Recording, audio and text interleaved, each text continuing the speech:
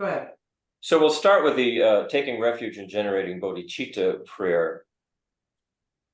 And we're taking refuge in the teachings of the Buddha, these very profound teachings that point out what is the cause of our suffering and what we need to do to remove that suffering and attain complete and perfect happiness, not only for ourselves but for others. So we're taking refuge in those teachings of the Buddha. We're taking refuge in our own spiritual gurus, our own teachers, who are sort of like emissaries for us of the Buddha and the Buddha's teachings. And we're taking refuge in all those beings that we would call bodhisattvas, these beings who are on the path to enlightenment, whether they're present with us in the physical world that we can see them, or if they're in some other realm, but they still are able, if we contact them or ask for their inspiration, my experience has been that there is a presence there that comes, and it seems very beneficial. So we're taking refuge in Buddhist teachings, our own teachers, the Buddhist teachings of the Dharma, those realizations of Dharma, and the assembly of bodhisattvas. So, and we're also talking about in this opening prayer about the path that a bodhisattva takes. So you will see here it says, through the positive potential I create by listening to teachings, and then it just says the other paramitas, which mean perfections. This is talking about the whole path of the bodhisattva that goes all the way to enlightenment, which we will get into a little more detail in this session. Okay. Sangye chodam sogi chopnam la jangchu gardu daki yasu daki jinso kibe sonam ki rola benir sangye ruparsho sangye chodam sogi chopnam la Jangchu bardu dagni kyasuji dagi jinso ipe sonamgi rola penchir sangye ruparshu sangye chodam sogi chodam la Jangchu bardu dagni kyapsuchi dagi jinso give sonamgi rola penchir sangye ruparshu.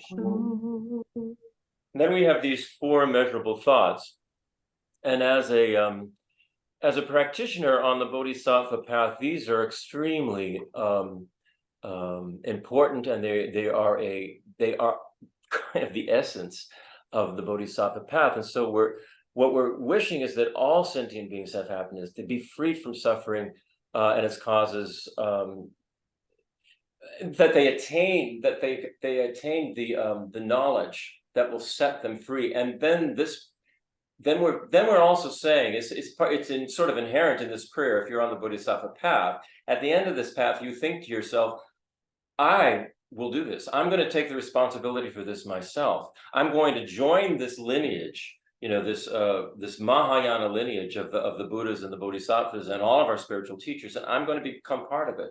I'm going to do my bit and work on this. So in this, as you say these four measurable thoughts, you can just imagine that you're just surrounded, just completely and stretching out into infinity, that all sentient beings, no matter who or what they are, you can imagine them as all being humans, if that makes it a lot easier for you, and that these humans are that you can actually help these sentient beings that you're imagining. Here we go. May all sentient beings have happiness and the causes of happiness. May all sentient beings be free from suffering and the causes of suffering. May all sentient beings be inseparable from the happiness that is free from suffering. May all sentient beings abide in equanimity, free from attachment for friends and hatred for enemies. Then you think, I will myself work to make this happen. May I be blessed and inspired by my spiritual teachers, the Buddhas and all the Bodhisattvas to be able to accomplish this. Then we move on to, on the next page, the 7-limb prayer. And here you imagine that in the space in front of you is the Buddha, and then all of the assembly of Bodhisattvas who are on the path to enlightenment, all your own spiritual teachers, and any teachers that you've had in your life that you feel have been part of your spiritual journey. Don't leave anybody out, because they're all important. So as you're saying this, imagine that they're all there in front of you, and then imagine that you are surrounded by and behind you as every aspect, every past life you've ever had since beginningless time is there. It's part of your present mind stream. All the imprints from every experience that we've ever had in our habitual propensities are currently right on our mind stream. So a way you can visualize this is just to imagine every being you've ever been, no matter what it is there with you on either side and stretching out, to infinity behind you. So it's you, your mind stream, and all of the beings that are helpful to you. This is what you're visualizing or imagining. So here we go, the 7-limb prayer. Reverently, I prostrate with my body, speech, and mind, and present clouds of every type of offering, actual and mentally transformed. I declare all my negative actions accumulated since beginningless time, and rejoice in the merits of all holy and ordinary beings. Please remain until samsara ends and turn the wheel of Dharma for sentient beings. I dedicate the merit or the positive potential created by myself and others to the great enlightenment. Okay. And then we do a mandala offering. And when we make this mandala offering,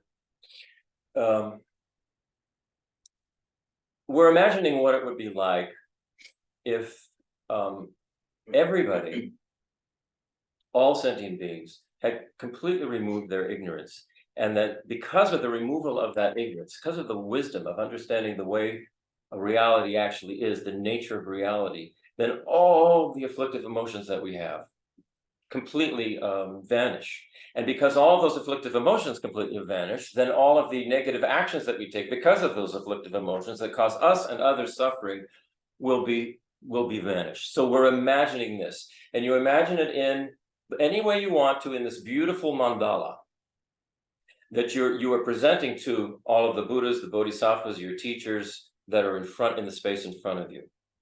And when we're finished with this mandala, then we send it into their hearts as an offering. Sajipati Jukshing Metu Tramri Rablingji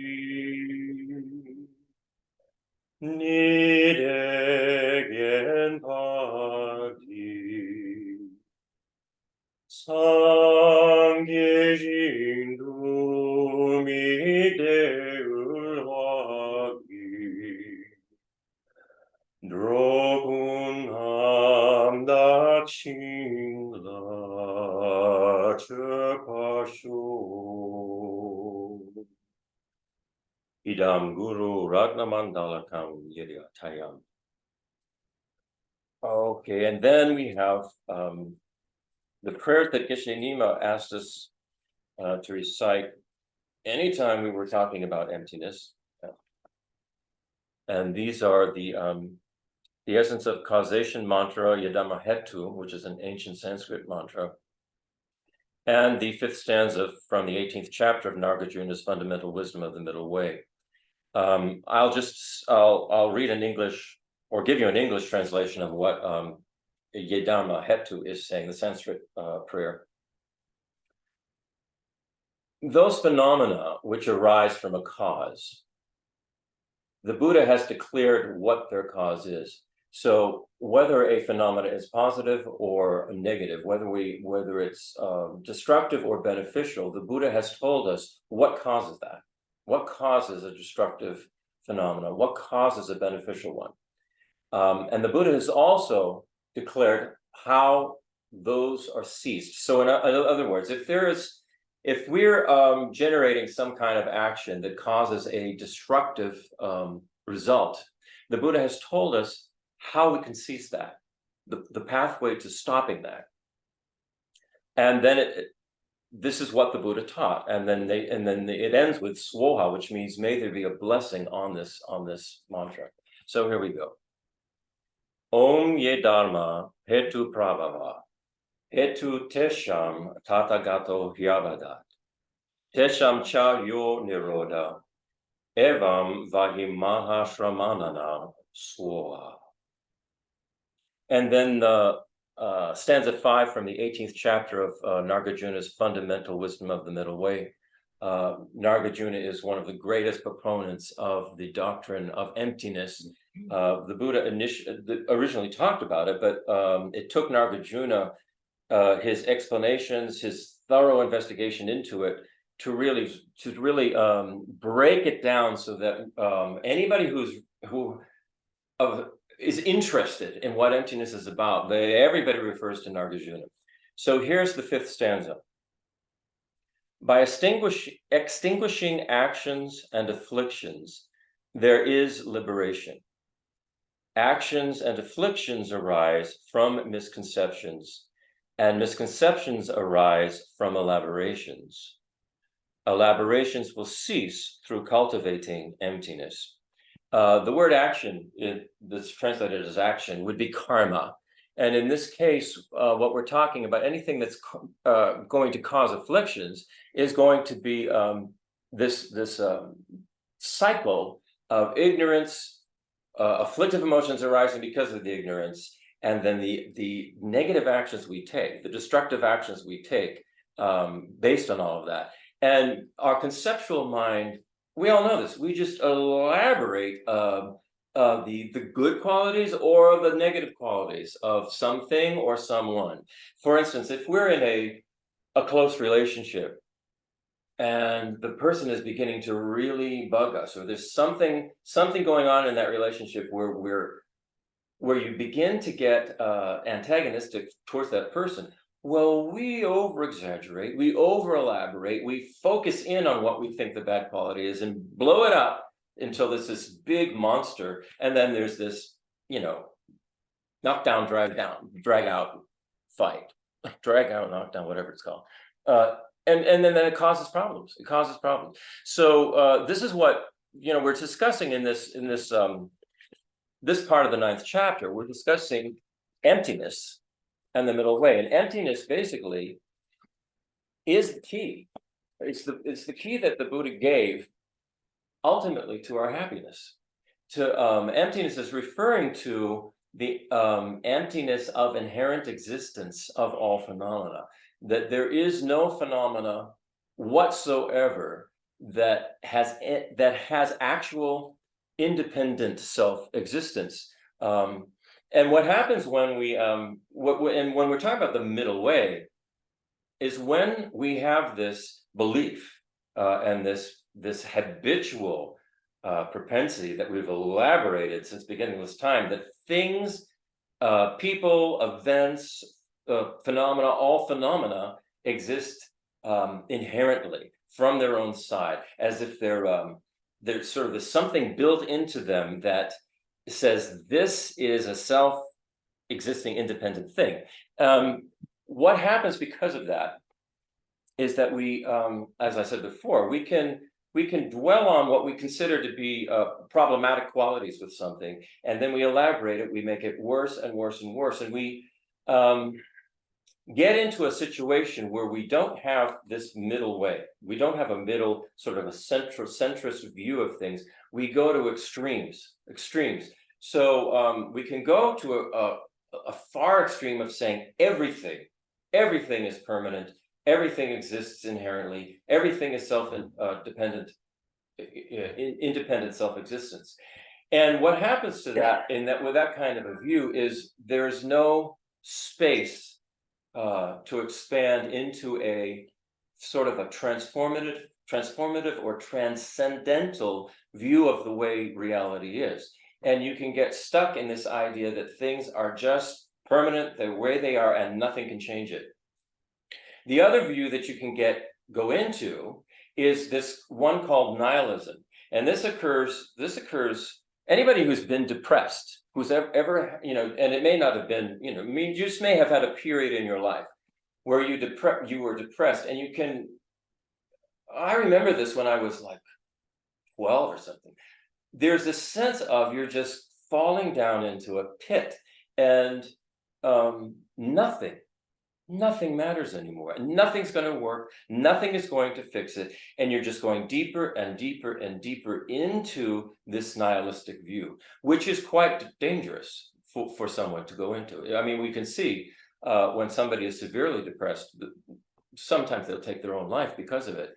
But it doesn't solve anything. So the middle way is keeping us from these extremes. It's bringing us into a place where things are dependently arising, that there is no thing that exists independently, but everything, all phenomena depend on one another. So one of the things that helps us in our current day and age, and we talked about this, is the current views in science, particularly in neuroscience. They're pointing out that this actually is the case, that there is no self-existent, independent reality that's out there, that it all depends on our particular, our particular equipment and how it views what's out there and decodes what's out there. Plus, the judgments or decisions we make about that. That's all the dependently arising thing that occurs between what you would say the subject, the I or the me, the object, whatever the I or the me is perceiving, and the interaction that's going between those two. And all of that is dependently arising. There is no, we even know this from our own experience, no two people will see the same thing in exactly the same way, or there'll be some people who will find a particular kind of thing incredibly attractive and wonderful and delightful. It could be food, it could be a person, it could be anything. Whereas another person, they don't like it at all. That's not their cup of tea. It doesn't work for them. That's showing us that the object out there is depending, the way we view the object is depending on who's doing the viewing and who's making the decisions. And according to neuroscience, the waveforms and the quantum fields and the what do they call it? Whatever it is, the electromagnetic frequencies that are all out there, they are to be decoded, and different kinds of beings can decode them in different ways. And it's just a soup out there, and it's all depending on what we say the subject, the object, and the interaction between those. They call that the three spheres, and that's important. We'll get to that later. It has to do with the as we're approaching the enlightenment itself. The three spheres comes into play. So that what I would say is that those findings of neuroscience help us a great deal in our understanding of emptiness and dependent arising, because we actually have a scientific basis now that didn't exist a century ago for people, so that we're not just taking this on the word of someone we've heard, but there's now a scientific backup for this idea that there is actually no inherently existing reality.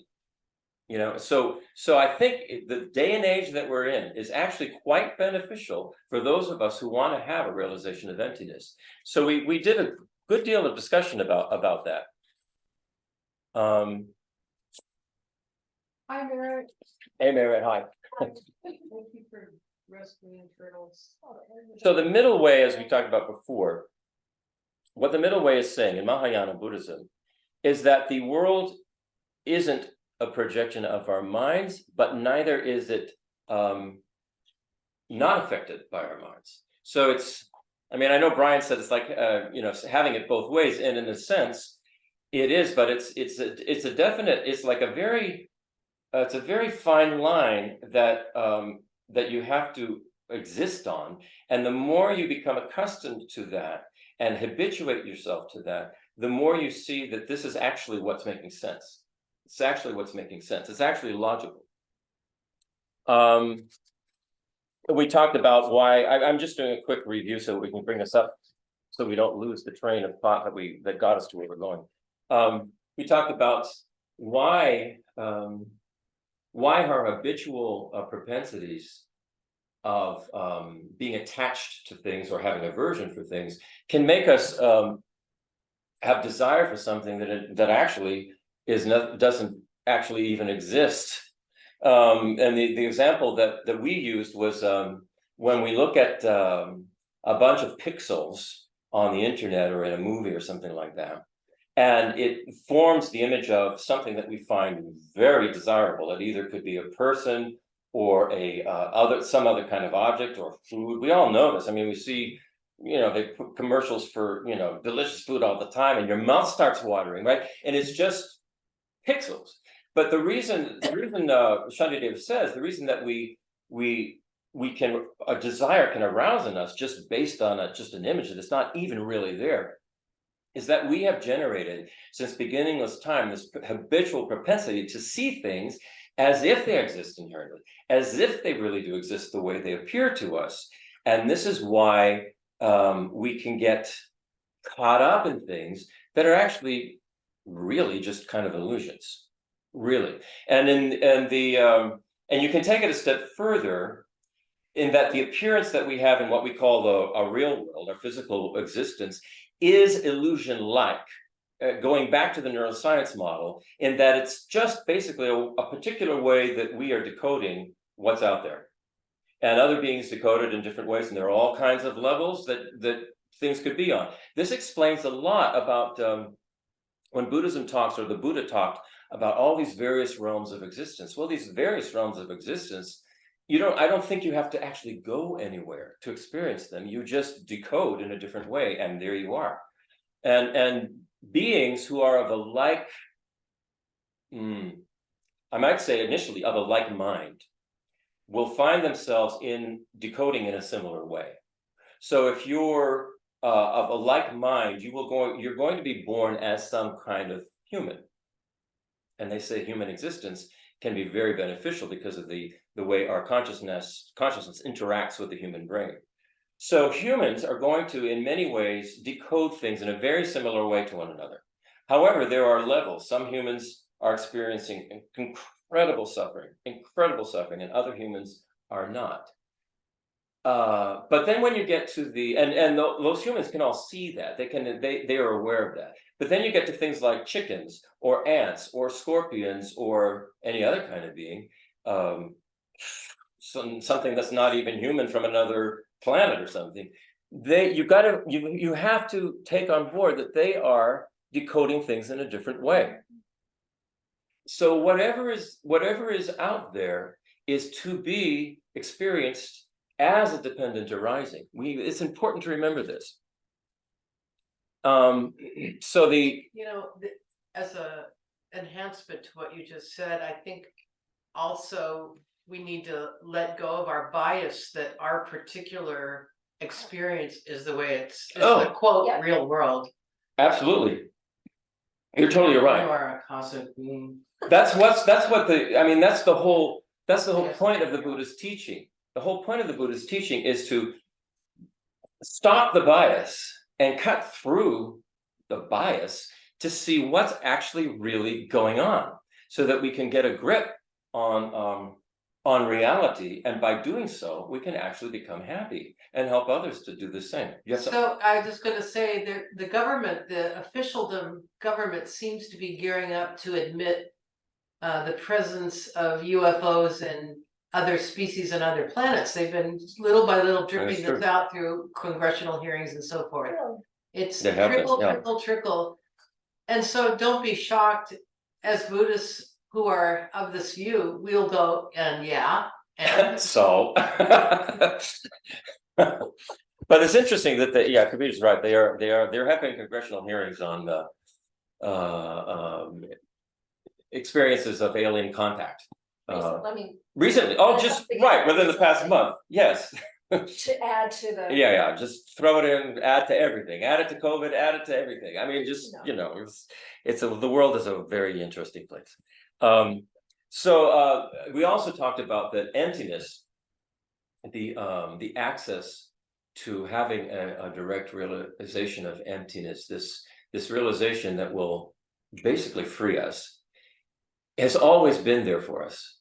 It's never not been available to us. It's just a question of turning toward it. And really, I think what brings any of us to this is a sense of dissatisfaction, you could say. Suffering, yes, but the suffering, many of us get to a point where the suffering isn't severe, but we're just not satisfied with the way things are, the way things seem to be, and we think there's gotta be something better. There's gotta be a different way. And I think this is what makes someone who has an open mind and an open heart turn toward what we would say is the Bodhisattva path. And the Bodhisattva path is going to take you to a direct realization of emptiness and bring you all the way to enlightenment. And what Lama Zopa was saying is that door has always been open. It's just, when are we ready to turn toward that door? And that door is actually an inner one, as Merritt said last week. That realization of emptiness is you're turning into your own consciousness. You're actually looking at what your own consciousness is and experiencing that. And we need a lot of help. And His Holiness says we need help from our teachers. We definitely need this lineage, the lineage that goes all the way back to the Buddha, and then in our particular lineage, which is the Gelek, it goes to Lama Tsongkhapa, then to the Dalai Lamas, then from His Holiness the Dalai Lama to our teachers, who are all part of that lineage. And it gives you the more I over the years, as I've been studying Shantideva, I see that the things that our teachers have taught me 17 years ago were all here. They were all in this, but I was so new to it that it was sort of flying over my head. I would just take in these words and these concepts and I could only retain a few things. So His Holiness says it's the repetition, it's the habituation to this, that we have to, if we're going to turn around an age-old, beginningless time habit of having a mistaken view of reality and the way things exist, then we have to create a very strong habit for the opposite. We have to, and it can't just be hearing it once and go, oh, boom, I got it, lights on, I'm enlightened. It's not going to work that way. We have to habituate ourselves to a new way of perceiving, a new way of conceptualizing, a new way of understanding who we are, how we exist, and how everything else is, how we interact with everything else. So this is a big thing. It's a big thing. It's turning an age-old habit around into a new one that is actually going to bring us to a place where we will be unbelievably happy and actually be able to benefit others. So this is a great goal, and it's a great path, and it's a wonderful path to be on. But it's going to take practice and habituation. Like anything worth doing takes practice and habituation. The only way you become an expert at anything is practice and habituating yourself to it. It's so simple, it's so clear. So that's what His Holiness stressed a lot when I was reading last week, that it's super important for us to practice this, because the meditation on emptiness will actually remove all of our delusions and all the imprints of those delusions on our mental continuum, on our mind stream. You can actually clean the whole thing up. It will do it, because as I said, when we were talking about like when we were doing the 7 limb prayer, and I was saying, imagine all your teachers, the spiritual teachers, the Bodhisattvas, Buddhas, all in front of you. Also imagine yourself and every being that you have ever been since beginningless time. This represents your own mind stream. It's all there with you right in the present moment. Our mind stream is holding all of these habitual propensities that have been mistaken. So we have to turn that around. We have to remove them, clean them up, and we can do that. And it's done in the present moment. There actually is no time other than the present moment. You will never find another time other than the present moment. Even if you were able to time travel and go back, you would still be there back in time in the present moment. It wouldn't be another moment for you. It would be the present moment. There is no other time. So all of our past lives are present with us in our mental continuum, and we can sort of undo the mistakes. We can do it. It's kind of a transcendental thing, but I can see the logic of it. May I make a comment Yeah. about a thought I had yesterday related to this, which was one way of understanding karma. And it had to do with 2 thoughts I was having. One was about the job of in our lineage anyway. I'd say the job can be summarized as we're trying to change our habits or our propensities from self-centered delusional to other-centered enlightened. So we're trying to change our habitual thoughts. And I was thinking about karma in a slightly different way as I was thinking about that. And it had to do with the simplistic relationship between doing an action of body, speech, or mind, and how it becomes a habitual pattern. We do similar thoughts, and that becomes a pattern. And so we tend to be, all of us know ourselves, we tend to think in the same way, and it takes a lot to change not only our thoughts, but our way of thinking. Not only the individual ideas, but the way in which we think. So, and same with speech, and same with physical gross actions. And I was thinking about, so in other words, every time I do something positive, an action, it builds the habit towards a positive action. And similarly, a what we call negative. So you're always building a habit. If you're completely unfocused, you're doing this, and then you're doing this, positive, negative, neutral, not so good, not so bad. And there's not a strong focus of intention. What I'm thinking, in some ways, one could explain karma is the reason you reap the results is really because you're just still in the same habitual pattern. And it's not exactly like you plant a mustard seed and you get a mustard plant later. It's more like you do the action and you keep getting similar, you keep staying in that trench. And so the karma, or the result, is that you keep getting back the stimulus and the propensity to keep being in the same way. It's like a loop. And that's more like, I think on an energetic level, I think that's more how karma is than this mechanistic, you do a thing and a similar thing like that happens. I think we're building energetic trenches. Because remember, not all of us are aware of this, but it is important to remember that the word karma is only translated as action. We tend in the West, because of the way it was introduced to us, we tend to think of karma as more the result. you know, of Yes. the actions we're committing. When we talk about our good karma and bad karma, what we're talking about is the results. You know, something bad happened to me, oh, it's my karma. It's not, oh, the karma is the actual actions that created the causes and conditions that made that event arise in your life. So I just invite everybody to sort of think about karma in a slightly nuanced, different way, just for the way it expands your understanding, is that each karma or action, and you know, try and remember now when you hear the word karma, it's action.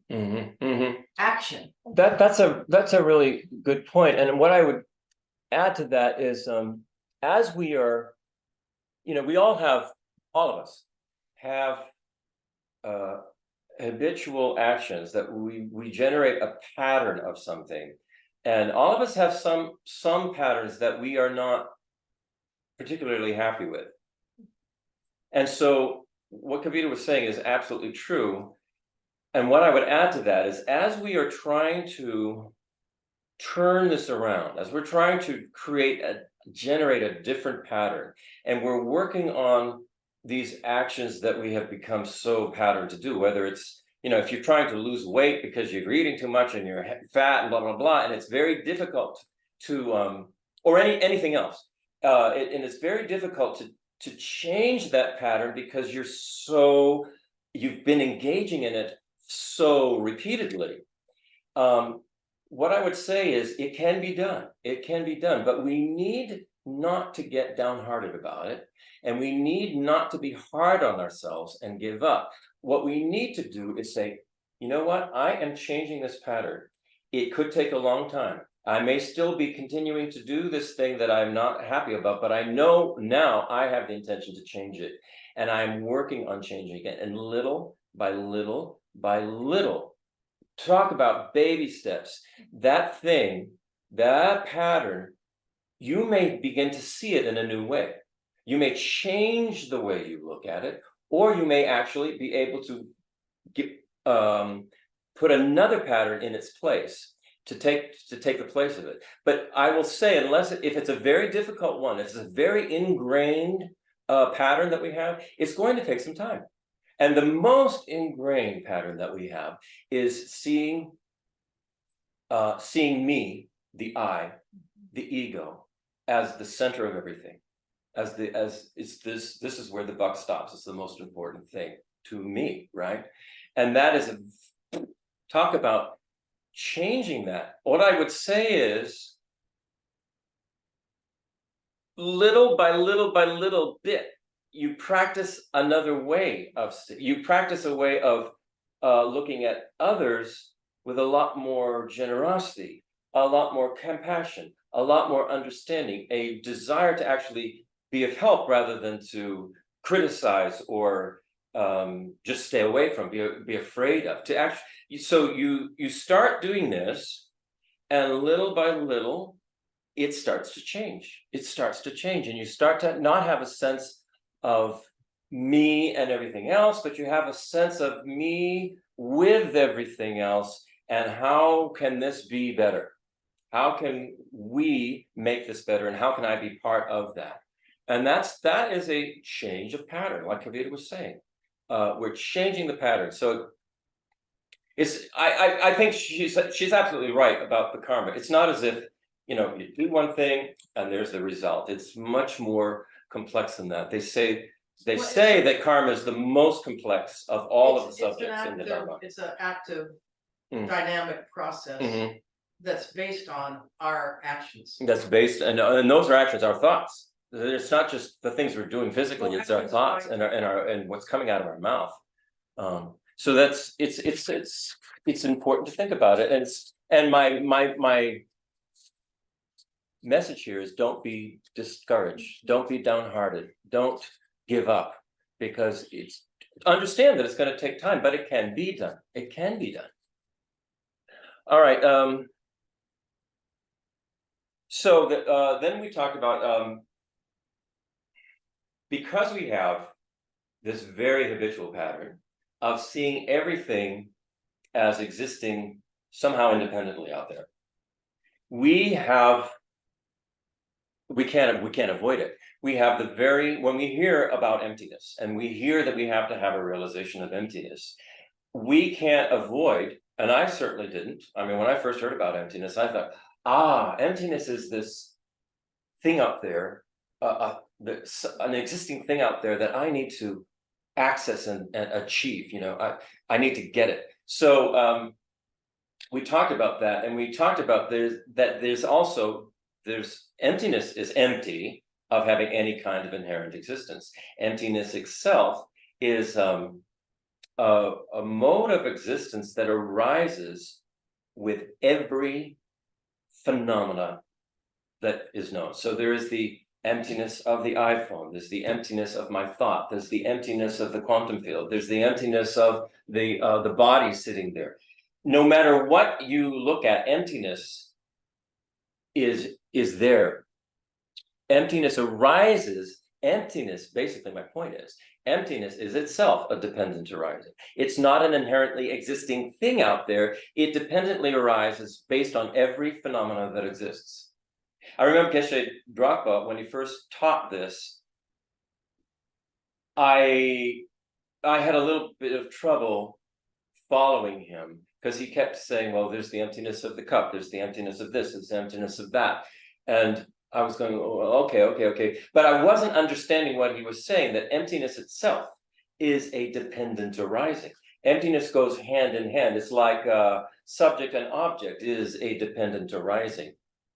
So when we have an experience of emptiness, it's not a thing out there that we're going to go, there's emptiness. It is a dependent arising that is a result of our practice, our meditation, our reasoning, our logic, our habituation to all of those things. And then gradually, we'll have a better taste and experience of what is being talked about with the word emptiness. And emptiness, this experience of emptiness is the key, actually, is the key. May I share my... Yeah. I hope you can hear me and see me well enough, but this is the way that I came to understand it during Geshe Drakpa's extensive teachings year after year on emptiness. And I'll just kind of give you the visual that kept coming to me was that we have on the one side some kind of phenomena.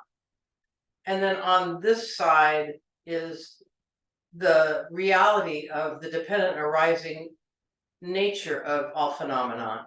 And these two are continuously, I'm going to use the word pressing against each other, but it's only because of these, and it's hard to, I can't say what this is, but let's just imagine that there are these two forces pushing against each other, and this forcing together, I always pictured them when Geshe Drakpa was talking as them leaning against each other, that emptiness is holding up the appearing phenomenon that we see, that like this.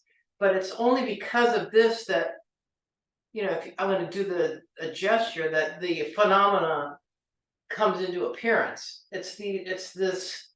And that's the way I understood it as he was teaching, and I just share that because it might resonate with somebody. One other addition. If you, I don't really understand physics, and I don't understand exactly airplane flight, but I have read and I'm told that it's something about the resistance of the air is what makes an airplane.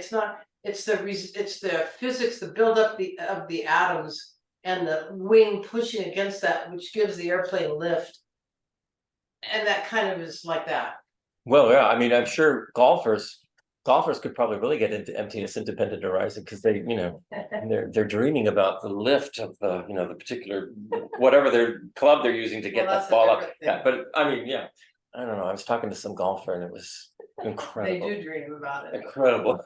It's like golf as a whole. It's sort of like how surfers is almost like a spiritual path for them. Golf is almost like a spiritual path. You know, it's just really interesting. But we digress. So yeah, His Holiness says we've got to, when we get a taste of emptiness, and then we'll lose it. He said we'll lose it. So you have to keep going back. You have to keep using your logical analysis. You have to keep reminding yourself of dependent arising. You have to keep doing it again and again. And he couldn't stress this more. I mean, that the process of going on the Bodhisattva path all the way to enlightenment is really about changing our habits.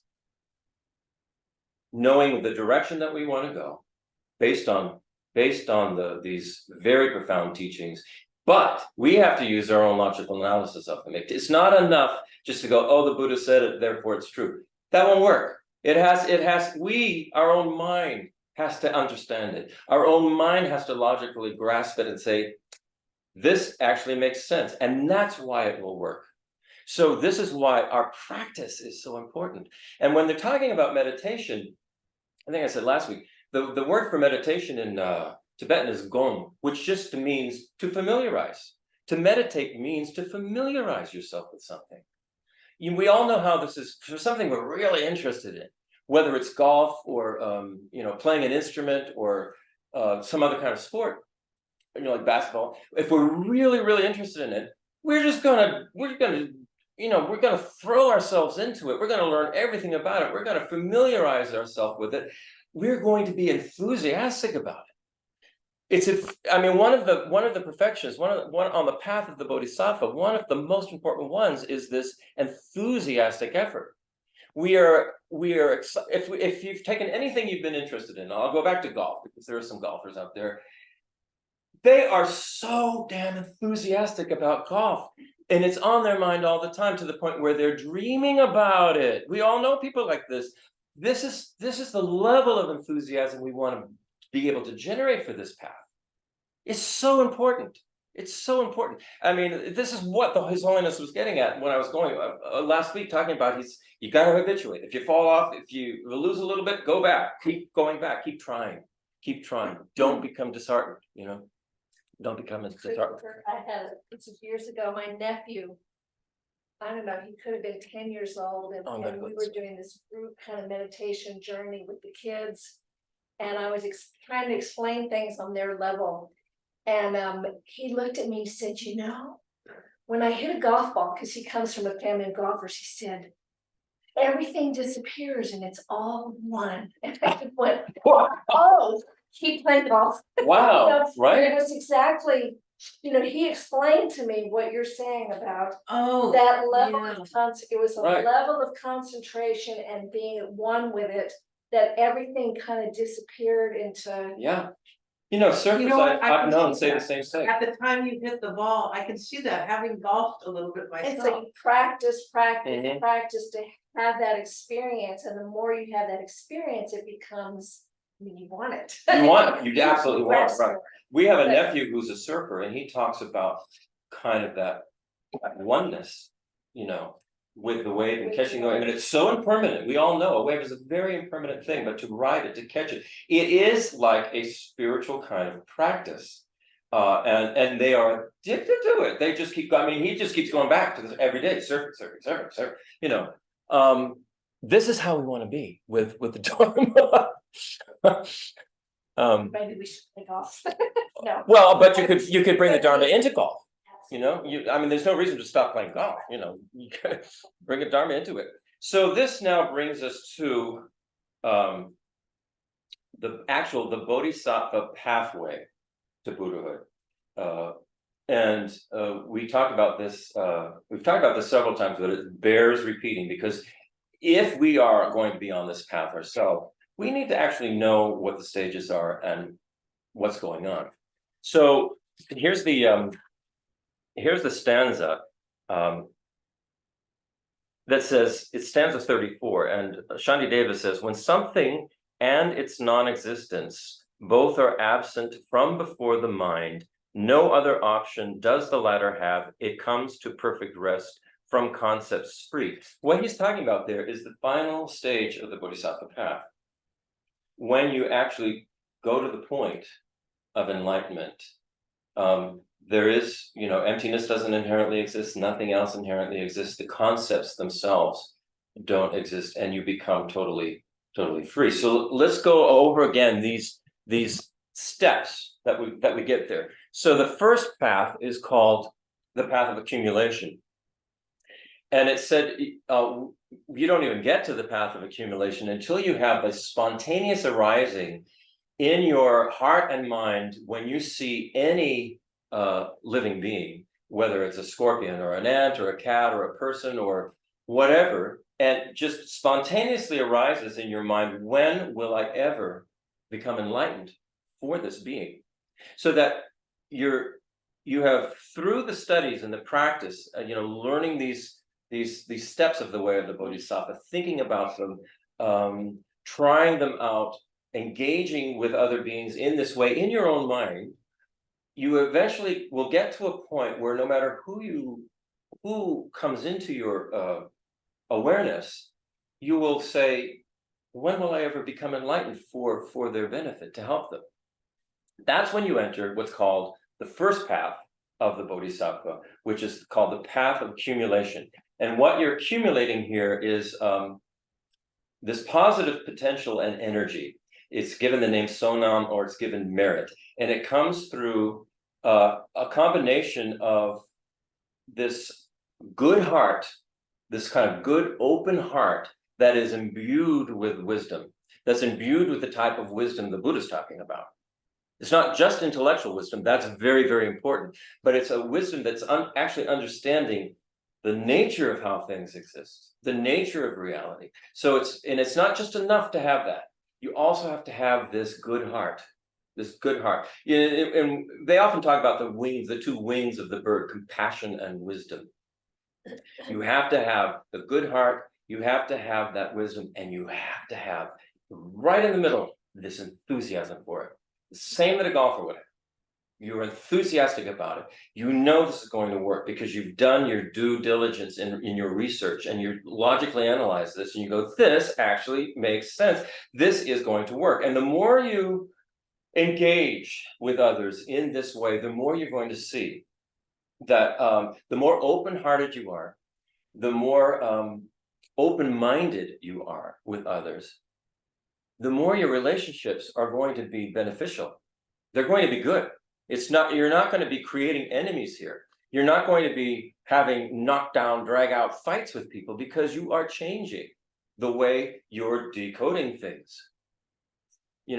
So that's the path of accumulation. That's the first path. The second path is called when you've accumulated enough of this sona, the positive potential and energy, then you move to the second path, which is called the path of preparation. And on the path of preparation, what you're doing is going back to, say, the way neuroscience talks about it, your experience of subject and object becomes increasingly more subtle. You're increasingly realizing that I'm not just a subject out here and the object's out there on its own, two separate things, but this subject and this object are dependently arising together. And the interaction that's taking between them is also dependently arising. So in the path of preparation, you're meditating on this, and it becomes more and more and more and more subtle, so that subject and object are getting close. You're beginning to see that there's really there's not that much difference between them, that they are connected, that the subject and object is the experience you're having. So once you get to a certain level of this, and you actually have in your meditation, you have a direct perception or a direct experience of what's called emptiness, then you enter into the third path, and that's called the path of seeing, meaning that you've seen emptiness, you've seen what it is. And so what you do then in this path of seeing is you increasingly have this experience of emptiness in your meditation, and you use this emptiness to sort of cleanse your mind stream. You know, you use this understanding you have that nothing exists inherently to cleanse your own mind.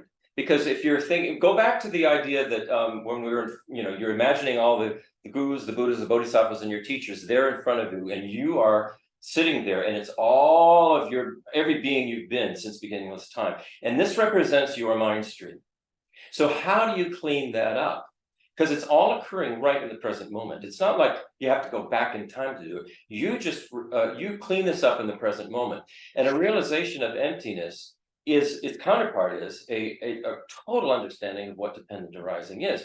So if our negative habits and things are nothing more than dependent arisings, all we have to do is change that to cleanse it.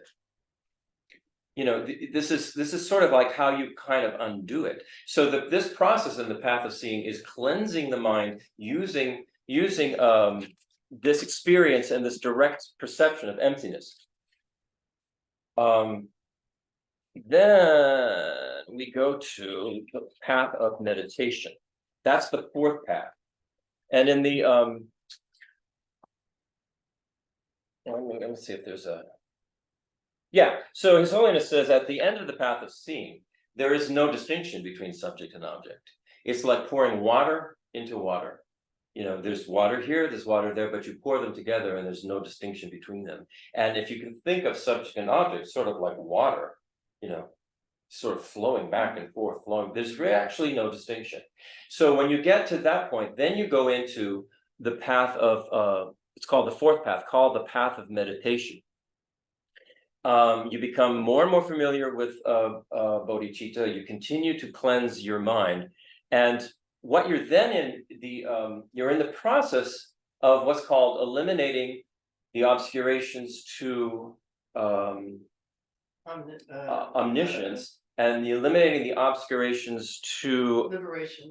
They're calling liberation from cyclic existence. And these are the elimination of the obscurations to omniscience are called cognitive obscurations.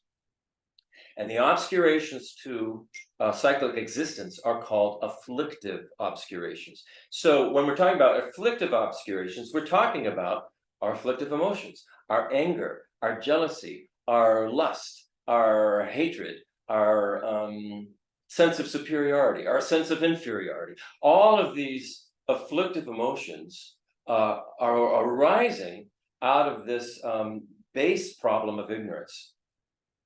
And of course, the afflictive emotions, we generate the negative actions, which keeps the cyclic existence going around and around. So we're removing those. We're removing the obscurations to those afflictive, the afflictions.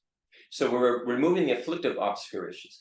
And we're also, at the same time, we're removing the cognitive obscurations. So these are the obscurations that keep us from attaining a state of omniscience, which is, if we use our conceptual mind to try and figure out what omniscience is, we're going to be mistaken, because you cannot use your conceptual mind to understand omniscience. And you can't even use words. However, they try, and so we'll try.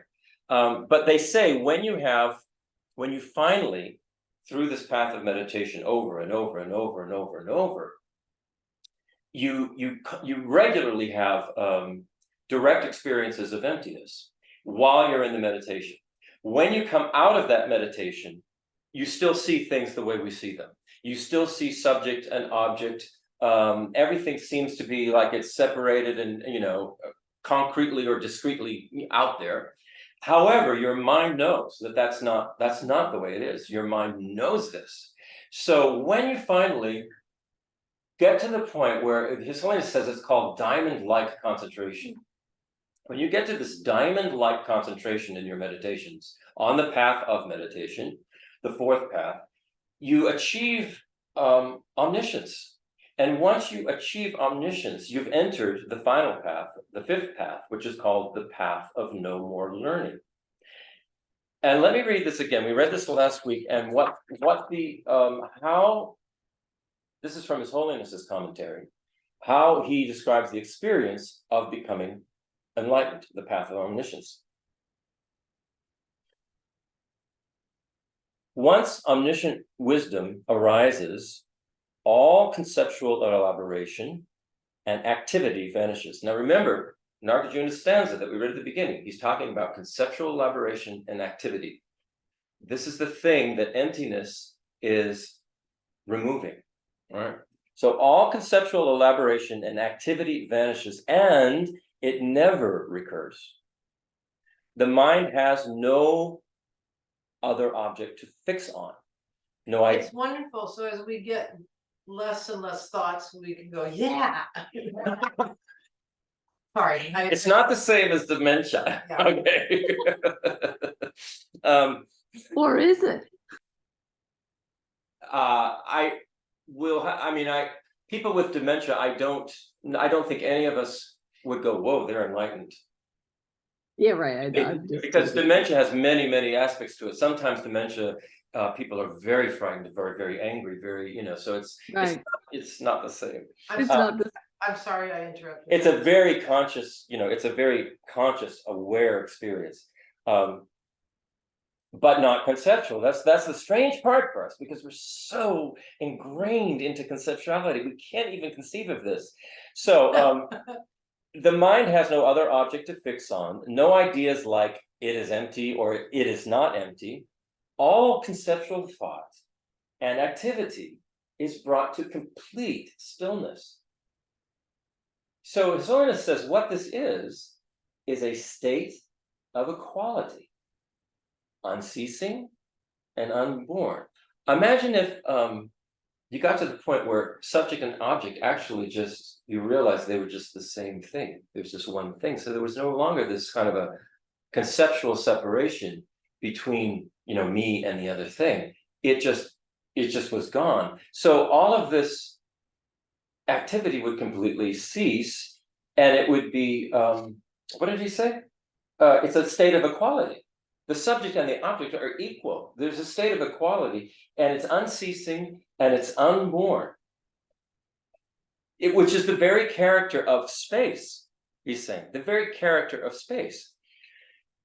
He says there's no name for it. It's beyond thought and explanation. It is the unmanifested, inconceivable, no concept can be made of it, aspect of a Buddha known as the Dharmakaya, which translates as the truth body of a Buddha. But the truth body, we talked about this in past classes. We talked about the emanation body, the enjoyment body, and the truth body of a Buddha. The truth body is, they're not talking about a body at all. There is no body. What the truth body is basically talking about is the emptiness of the mind of an enlightened being. The emptiness of inherent existence of the mind of an enlightened being. Another way you could term that is the dependently arising nature of the mind of an enlightened being. Meaning, it is not, it's not this concrete thing we can put our, finger in, or neither would an enlightened being do that. They would not go, I am a Buddha, It's something that we have not yet conceived of. So this is known as the Dharmakaya. It's it's wisdom awareness, the fundamental ground of consciousness from which Buddhas arise and manifest for the benefit of others, and to which they return after their manifestation dissolves. So when we're talking about the fundamental ground of consciousness, ground sounds like a very concrete thing, but we're talking about consciousness, which is simply clear and aware. There is no, there's just a clear and aware ground, you might say. So this is the problem we have with concepts. Concepts themselves, if you think about this, think about a sentence, because a sentence is our way of expressing in writing a concept. So any sentence that exists, but it's a sentence, it could be the most simplest one. It always has the subject and object in it. It always, like, let's say, take a very simple one. It always has a subject, object, and the action. It has these three spheres. Take a simple one. I like you, right? So you have within that thought, within that sentence, within that concept, you have subject, I, you have an action, like, and you have the object, you. So all conceptual thought is broken down into subject, object, and action. Try it out. I was trying it out for the past couple of days. There's not a sentence or a thought that you can actually fully express other than maybe you'd go, just say like oneness, but immediately the conceptual mind goes into that. What is oneness? One, it's not two. I mean, it's very, very, very difficult. So it's very, very difficult for us to conceive, because conceive means conceptualize, what enlightenment is. So there's an objection that then arises, not only in our own minds, but in the other schools' minds, the lower schools. And so Shantideva wisely brings this right into his discourse. He talks about this objection. So he says, the other schools of tenets say, well, if a Buddha has no conceptual mind, then how can a Buddha possibly teach other beings? How can a Buddha possibly be of benefit to other beings? It makes no sense, So when Shantideva is presenting these objections of the other schools, we shouldn't think that he's doing that only to refute the positions of these strictly defined schools, such as the Vaibhashika, the Sautrantika, the Chittamatra, and the lower school of Prasangika, which is Madhyamaka, which is the Madhyamaka Svatantrika, and then there's the Madhyamaka Prasangika. Prasangika is the highest. Prasangika is not bringing this up just to refute those established schools. He's also bringing it up because he knows that anybody who's reading this is going to have our own ways of thinking that are not based on an understanding of the nature of reality and are completely conceptually based. And we're going to have trouble with this as well. So his logical analysis of things is applying to our own ways of thinking. And as we logically analyze and think about, familiarize ourselves with what Shantideva is saying, and what the Buddha is saying, we may find, let's say just what the Buddha is saying, what our understanding of Buddhism, as we logically analyze and think about it for ourselves, what Buddhism is saying, we may find that we are coming to some similar conclusions, say, of the Vaibhashikas, it's a very scientific kind of conclusion.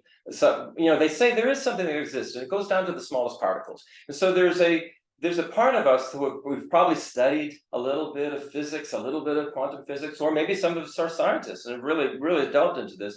And science is always looking for what's at the basis of reality. They go down to smaller and smaller and smaller and smaller particles, to the point where they're getting they don't even understand what's going on, but something's working, so they at least can observe it.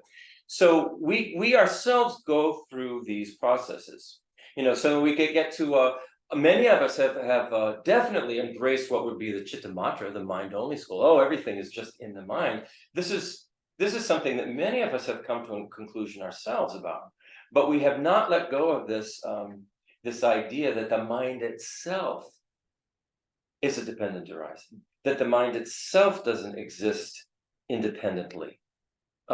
This is where you have to get to this point where you are talking about this collapse, you might say, of these three spheres: the subject, the object, and the activity or the action that's taking place between the subject and the object. This realization of emptiness, and when you get to the enlightenment, it sort of collapses. It is just, as they say, it's like water flowing into water. There are some of the in the practices that they are given to you, like if you if any of you have looked at the 7-limb practice itself, there's a practice, and Shantideva talked about it, I think, in his second chapter, the 7-limb practice where you go through, you visualize the Buddha's in front of you, you take refuge, you visualize the merit field, you do a confession offering, and offerings and all of this kind of thing. Many times within that practice, they say, imagine that you're sitting in front of the Buddha's there in front of you, and the Buddha comes up to the crown of your head and dissolves into you. And they say it's like water mixing with water. And that imagery, we all know that, we all understand. You pour water into water and you can't actually separate, you can't see the difference. You just go, there's more, it's greater, but I don't see what's the initial water and what's the water I poured in. So we're talking about this kind of experience when we're talking about this collapse of, maybe collapse is the wrong word, but water into water, the 3 spheres, subject, object, and the action between them. So Hey, Christopher, Brian had his hand up. I don't know if he has a question. Oh, I'm sorry. Yeah, I'm not. You can't see the screen. Yeah. Go ahead, Brian.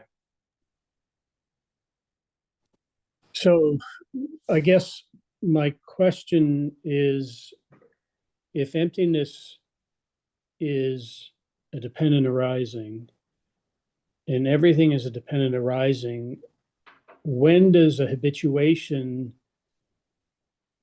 become or not become a dependent arising? Yeah, the habituation, as we know, I mean, we all have familiarity with habituation. And the more we are habituated to something, the more it seems as if it just automatically arises given whatever the trigger is for the habit.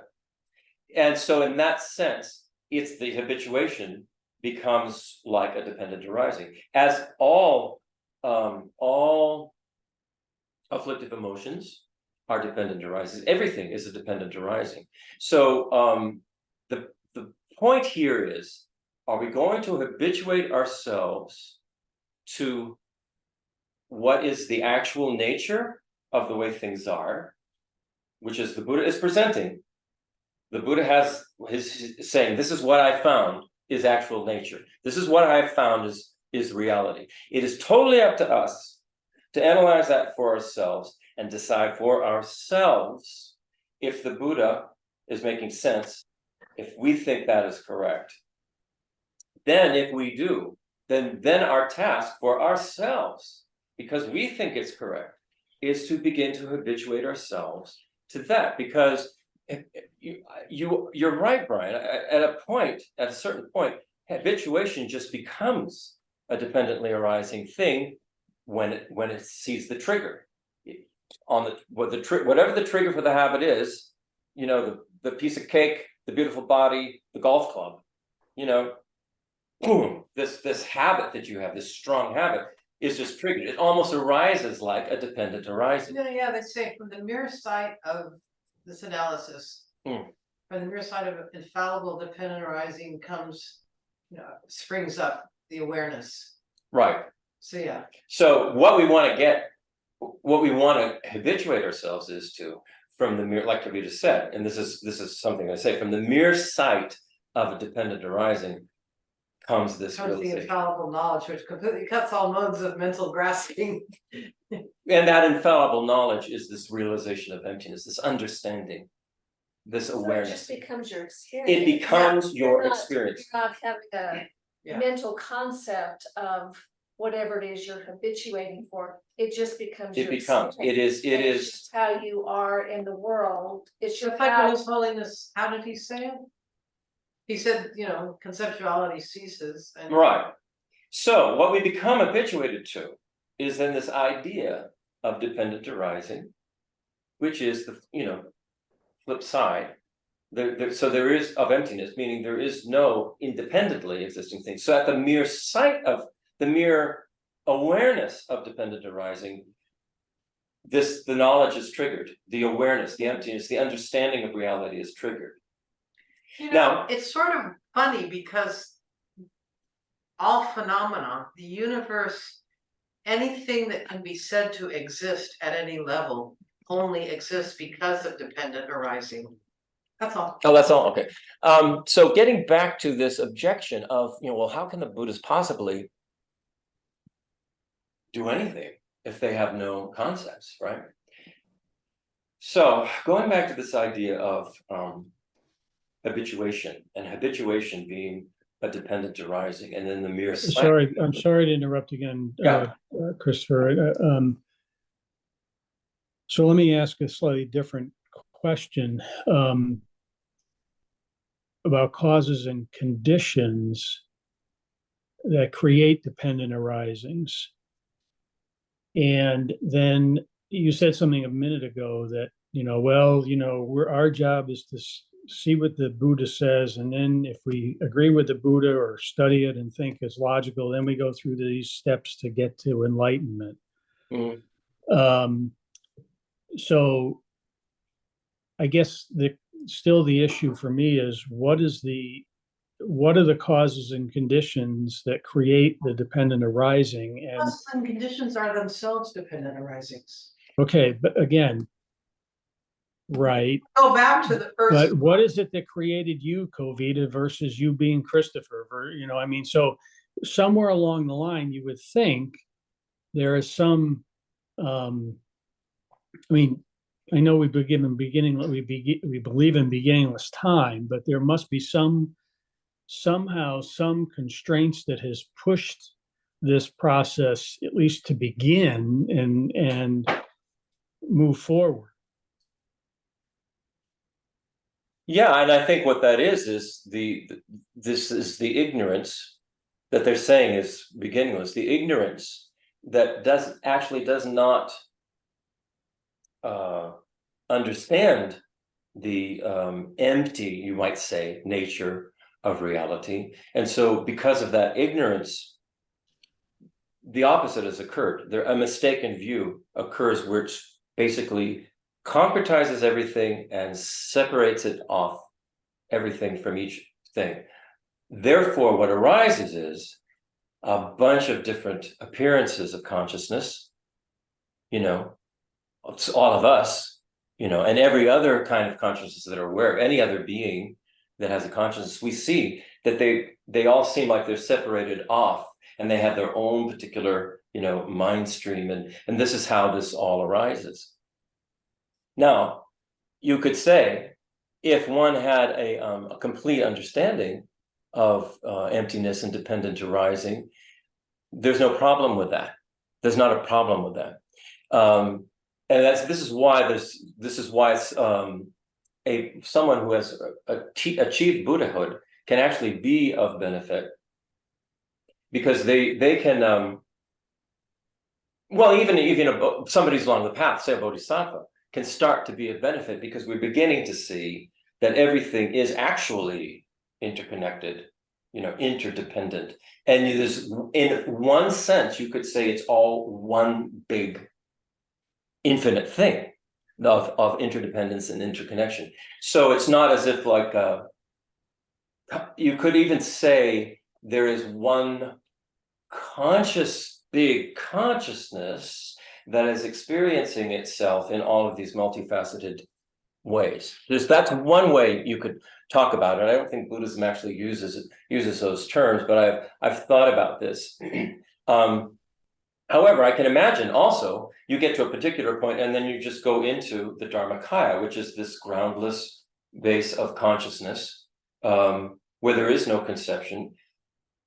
Apparently, it's blissful, pleasant, whatever, it's an experience. But as long as there is a need to help, as long as there is suffering out there, as long as there is a misunderstanding of the way reality exists, then there will be the Buddhas and the emissaries of the Buddhas to help. So the question arises then, which is the objection that came up from the other schools, and that we ourselves, with our conceptual way of thinking, would say, well, how can the Buddha, if the Buddha has no conceptual thought, how can they possibly, when they get to this state, the Dharmakaya, the groundless foundation of consciousness that has no appearance, no words to describe it, no anything, right? How can that occur? That they can then, manifest and be of benefit. And it occurs again due to habit. Habit's a particularly powerful thing. We've said before, Venerable Robina Courtin says, and she's absolutely correct, and she literally means this, we are nothing but a bunch of habits. That's all. Nothing else but a bunch of habits. So what happens when you follow the Bodhisattva path is you begin to generate this very strong habit of seeing things as being interdependent, interconnected. You generate a very strong habit of developing an open heart and an open mind that wants to be of benefit. Your whole point in going on this Bodhisattva path is to be of benefit to others who are suffering, who are unaware, who are in their ignorance. They're hurting themselves, they're hurting others, there's suffering going on. You, as a Bodhisattva headed towards Buddhahood, are creating the strong habit of wanting to do this whole thing of becoming a Buddha so that you can actually be of significant and effective benefit to all of these other parts of consciousness that are suffering. So they're saying, when you achieve this state of a Buddha, this omniscient state, because of your habitual propensity to say, when I become a Buddha, I'm going to be of benefit to others. It's not a concept. It has become a habit. And the habit is triggered. The trigger is becoming enlightened, becoming omniscient. This is the trigger that's going to make this come to fruition. So what they're saying is that a Buddha will spontaneously, when there is, when the need, because the Buddha is omniscient, when the need is there, the need arises, a Buddha will spontaneously take a form. They can either be, we talked about this. I'd like to. Yeah, all right, Krivita has something to say. Yeah, I just, Go ahead. So And Tony has his hand up too, just FYI. as a Okay, enhancement or an aid or another facet to this, links to Brian's question, because it's actually a very profound question. You could almost simplify it as like, how did all this happen? Something that we have to take on board as deeply as we can is the understanding. Start with the understanding that how we experience existence and the universe that we understand exists and how it exists is not complete. It is a teeny tiny sliver of the ways in which beings exist in all the spectrum of existence. And the sobering news is we are not in a existence that is accurate as in relation to reality. And because it's so narrow, what we understand existing, questions like Brian's question of how did this all get going seem like much more disturbing than if one is able to expand one's paradigm.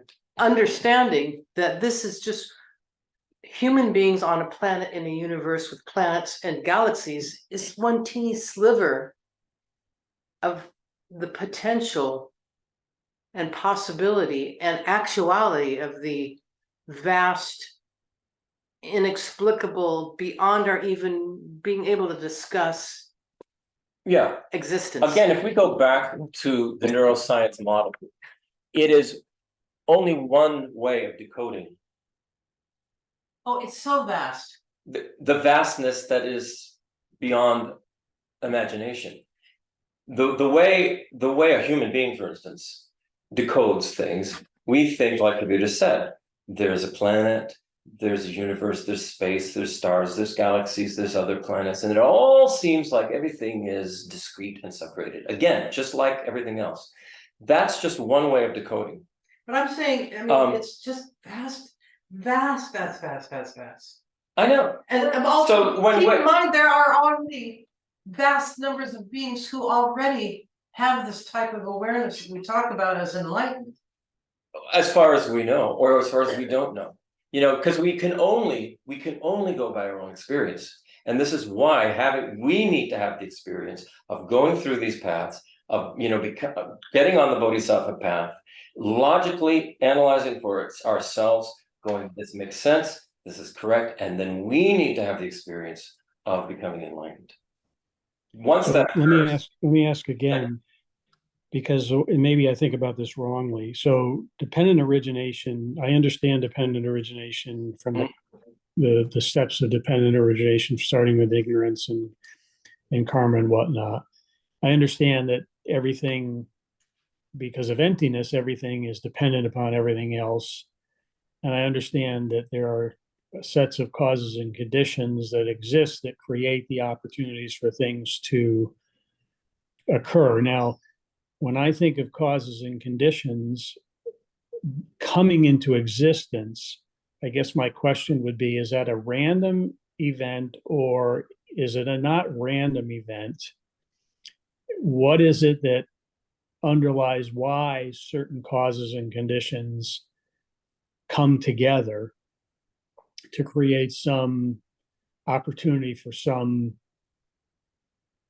happening, some result, some movement, some moving forward? And if you say that emptiness itself is a dependent origination, that's why I'm trying to figure out if the habituation is the overlaying layer that puts some constraints on dependent origination, or puts on some constraints of causes and conditions that allows us to move through this path to a greater understanding. Does that make sense? Does that question make sense?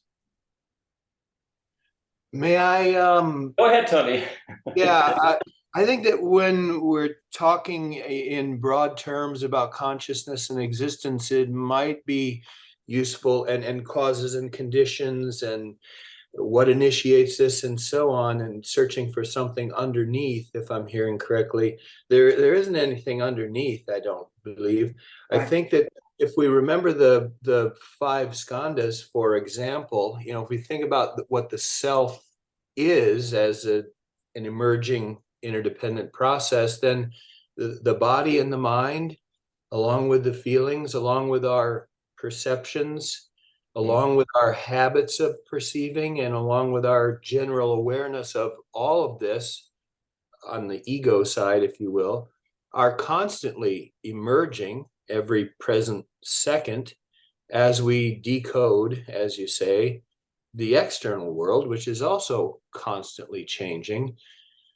And that seems to me to be enough, unless we're, you know, conceptually, unless we're looking for some kind of origin. And if the universe is eternal and infinite, then there wouldn't be any need for that. Right. Very good point, Tony. Very well said, too. I mean, you know, when Tony's talking about the skandhas, he's talking about the aggregates that form what we would call the person: form, feeling, discrimination, you know, compositional factors, you know, all of these things make up who we are. So we are a dependent arising ourselves in every aspect of everything. You know, when we were talking about this, where one achieves omniscience, achieves enlightenment, it is the groundless, well, I shouldn't say groundless, it is the ground of consciousness, but consciousness there is no ground, there is no firm thing. So basically, what Tony is saying is we have to be comfortable accepting the idea of beginninglessness, that accepting the idea of, well, you might say, eternal existence that goes both ways, in every ways, in all directions, beyond our conception, you know, because as soon as you posit that there has to be something like an initial cause for that. Say you posit there's a creator. Well, a creator itself is a dependent arising. There cannot be a creator without a creation. If there is no creation, there is no creator. So what you're talking again is about dependent origination. And that is the nature of reality, which is why the nature of reality is both dependent origination and emptiness. Why they say it's like two sides of a coin. I think, and I really loved how you phrased that, Tony, because it really points to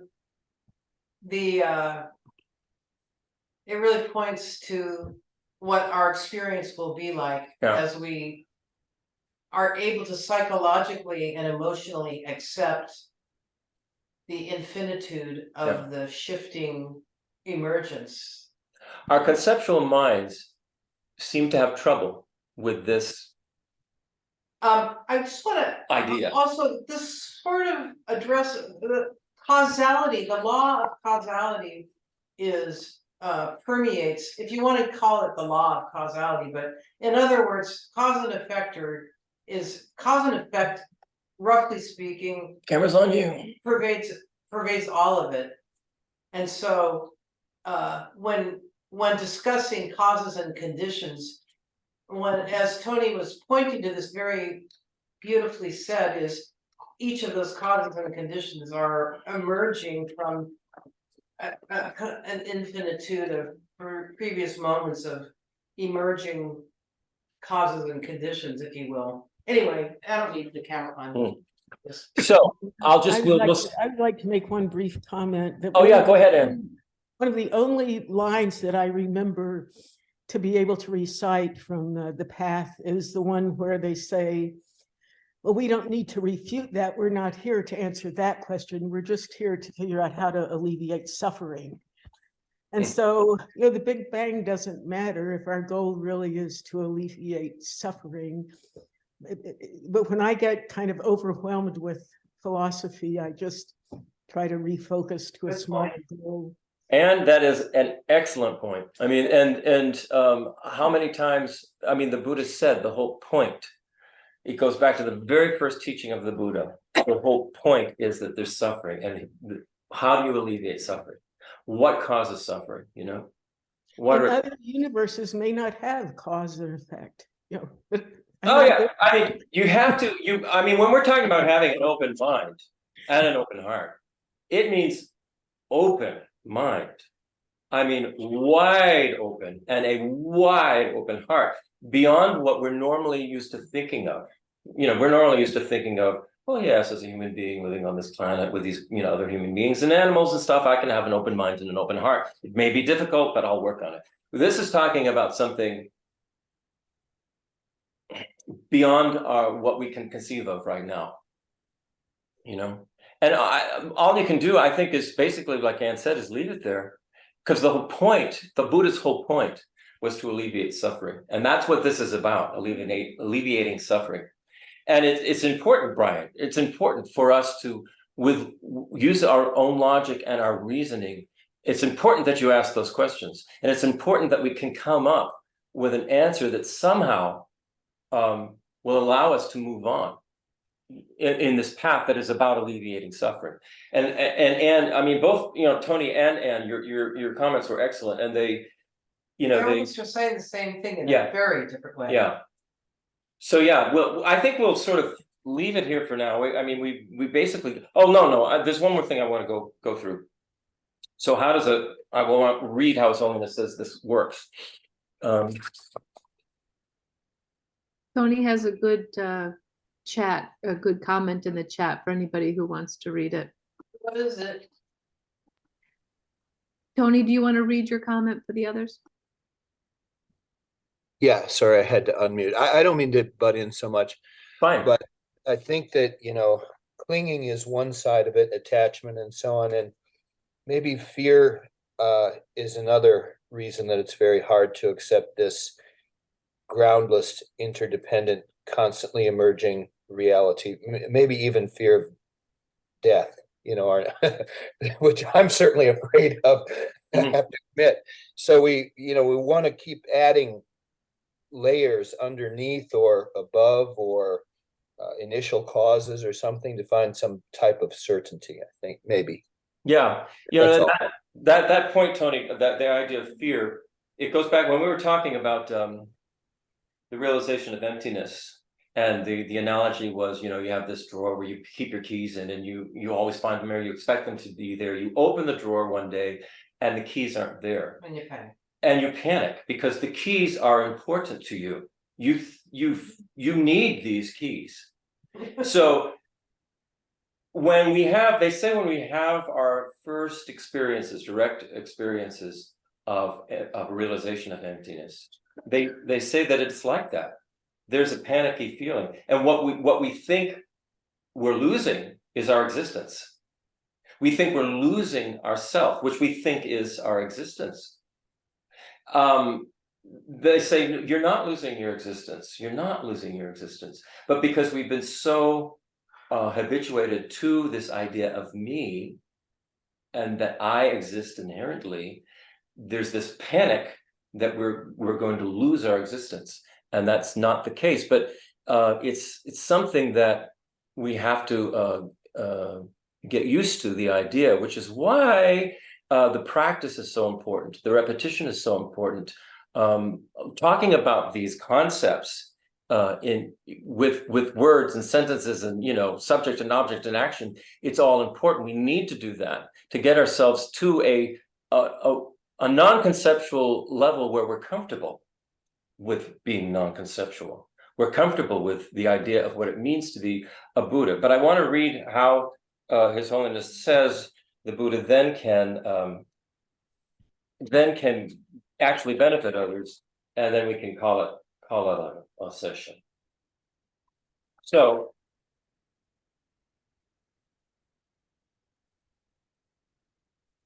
Shantideva says that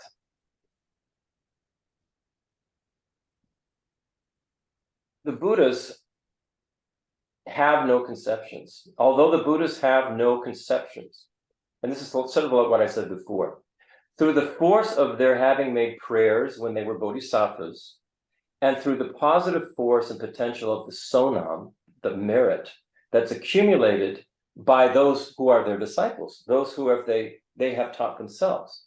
But many. It's like when Lama Zopa Rinpoche passed away. All of our disciples were saying, "May you have a fortunate rebirth. May you continue to be of benefit to others. May you be reborn as a bodhisattva or Buddha." So it's not only Lama Zopa's prayers to be of benefit to others, but all of his disciples that he was teaching, they are also joining in on this. So there's this huge momentum of energy going with that being, say, like Lama Zopa. So through the positive force and potential of the sonam merit accumulated by their disciples and through their own prayers, Buddhas spontaneously manifest in forms that appear to sentient beings, and they turn the wheel of Dharma, they teach the Dharma for the benefit of sentient beings. And here's what he says: in reality, Buddhas have no conceptual minds, although they manifest as if they did. Again, that is something that our conceptual minds have a lot of trouble with, and we'll sort of leave it there to stew on, because this is an interesting point about having concepts and no concepts. And I think it's important for us to sort of experiment about this and think about this. Personally, the one time this occurred to me, we were doing Mahamudra meditation under the tree up front. And I don't know if it was, maybe it was 10 seconds, but there was 10 seconds where everything kind of vanished in terms of its appearance to my eyes, you might say. And it was impossible to have a conceptual thought. It was just not available. Conceptual thought was not available. And yet, I was existing. I was somehow aware. I was still aware. I was very present and aware, but the conceptual thought was not possible. And that was about 10 seconds. I think had it gone on longer, I really would have freaked out. Really, really would have freaked out. Like, WTF just happened to me, you know? And am I ever going to come back from it? So I think we need just these little glimpses like that, little glimpses to sort of get accustomed to the idea. And if we've never had anything like that, it just doesn't even make sense. So that's just, we can leave it there because it's Stay time, tuned to past time. next week for. Yeah, the crazy adventures of the Bodhisattva's path. All right. Any final comments or questions before we do our final prayers? No, no concepts are coming to mind. Moderating our distant guests. Say that again? I just wanted to thank Tracy for moderating the questions. Yeah, please, anybody. You're welcome. Please do that for me. Or if you're online, just speak out, just interrupt and speak out, because I can't, the screen is far away from me and I certainly can't see the comments or the chat or anything like that. It's just a way that I can kind of, off to the side, I can see you all. So just, you know, Brian, Tony, and just jump in if you have something to say, and I will stop. And definitely, because I mean, we all want to hear it. Okay, let's do our dedication prayers. So we'll do the dedication of merit that's at the bottom of the second page where the 7-limb prayer is. And then we'll do the final dedication, which is at the bottom of the 3rd page. Let's go ahead and say them in English so our conceptual minds can wrap themselves around it. May the precious Bodhi mind, not yet born, arise and grow. May that born have no decline, but increase forevermore. May the view of emptiness, not yet born, arise and grow. May that born have no decline, but increase forevermore. Then the final dedication down at the bottom of page 3. In all my lives, may I not be separated from true love, and so enjoy the splendor of Dharma, fully perfecting the virtues of levels and paths. May I speedily attain the state of Vajradhara. Vajradhara is a term that's kind of used for this primordial, The ever-emerging. the ever-emerging, I mean, you might say Dharmakaya, the truth body of a Buddha that is capable of having, you know, other emanation bodies for the benefit of all. So this would be the Vajradhara. Okay, great. Thank you, Christopher. Thank you, everybody. Thank you, everybody. Yes. I'm really, these were really enjoyable.